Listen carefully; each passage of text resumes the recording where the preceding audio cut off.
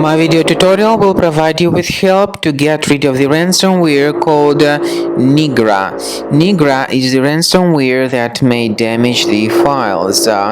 My video, though, is only for educational purposes. I am not related to this ransomware and I am not promoting the ransomware.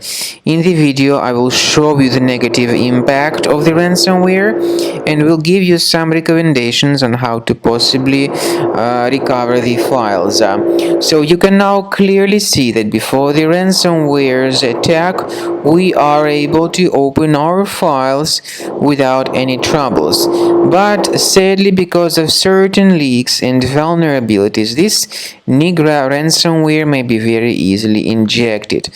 Then it appends this Nigra extension to the file names, and it is impossible to use the files anymore. The ransomware then tells the victims that they need to pay a special ransom for file recovery, but I urge you not to pay the ransom and not to waste your money. There is no guarantee that your data would be restored if you pay that ransom.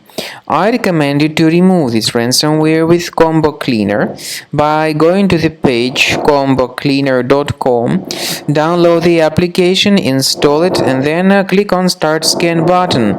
The software is initially in the trial mode, so only quick scan option is available, and most likely the application will first of all update its anti-malware database, which is definitely essential for proper detection and removal of any malware or ransomware. So then after the scanning will begin, the software will begin scanning, researching, and investigating your computer. You need to wait until the scanning has been successfully finalized. Combo Cleaner has got anti-ransomware feature. This feature does not decrypt files. It helps to remove the ransomware and to protect the data from further ransomware attacks. So as I said, you need to wait some time until the scanning has been successfully accomplished by Combo Cleaner. At the end of the scan, you will see the summary of the threats. You will be able to know their locations. Consider premium license, and this way your data will always be protected.